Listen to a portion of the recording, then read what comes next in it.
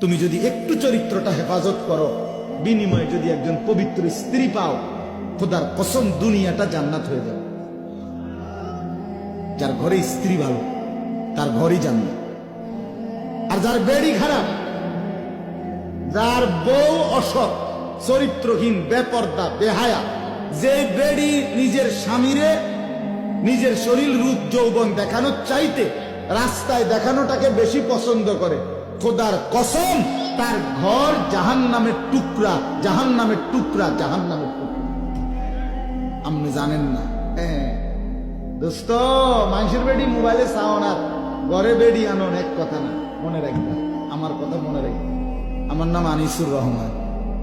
বন্ধুর কথা মনে রাখ, ও চিরেই টের পাইবা।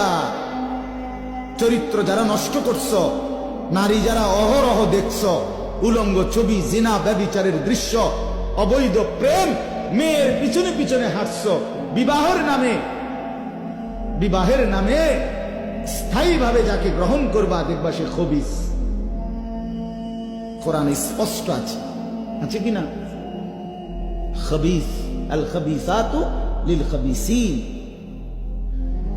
আল্লাহ বলছে আমি বরাদ্দ দিলাম খবিসের জন্য খবিস।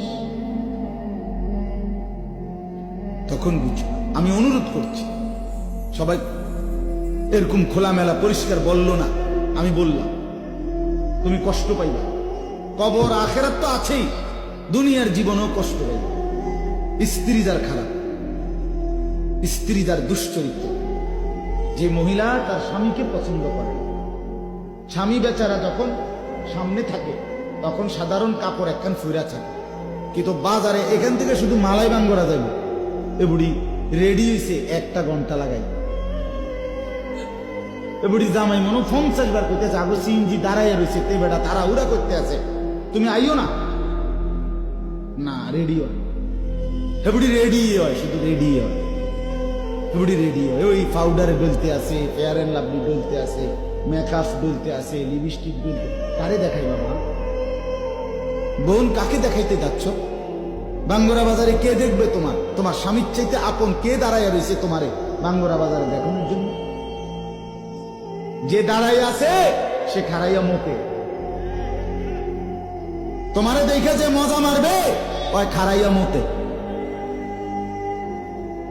ওর কোনো চরিত্র নাই, ও তোমারে পাইলে খাবলাইয়া খাবে, ছিঁড়ে বিড়ে খাবে।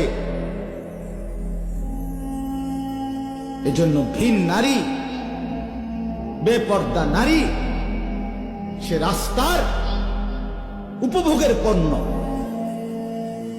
উপভোগের পণ্য। এজন্য বন্ধু, আমার কথা শেষ।